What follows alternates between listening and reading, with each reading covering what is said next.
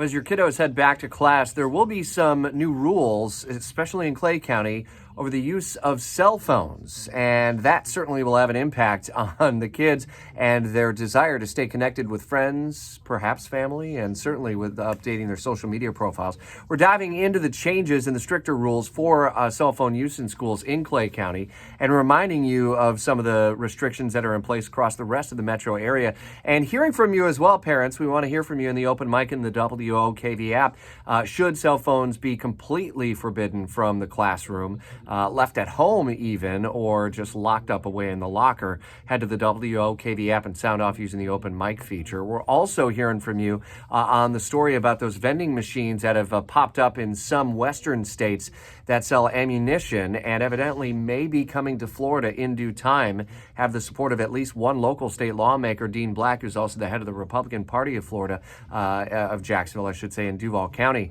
And obviously going to be a significant topic of debate here over the coming months as they come online in Florida and perhaps in Northeast Florida as well. Next week is when we turn our attention, speaking of the Republican Party, to the Republican National Convention in Milwaukee. We'll be hearing from some of the local delegates who will be making some important decisions at the convention in Milwaukee, including the platform that Republicans will be running on. How Florida issues like the upcoming decision on abortion and marijuana, recreational marijuana use may ultimately resonate throughout the halls of the convention in Milwaukee, and the ongoing questions surrounding President Biden and his performance in yesterday's news conference, some of the flubs that happened, and the foreign policy discussion that he was fully engaged in at the end of the NATO summit. All of that and more coming up on this Friday edition of Jacksonville's Morning News. It's a First Responder Friday, and Chase Bunker introduces you to the Jacksonville Sheriff's Officer who went well above and beyond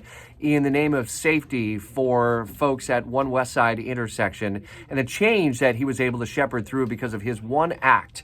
That's in our First Responder Friday. Be listening to Jacksonville's Morning News live and local on 104.5 WOKV.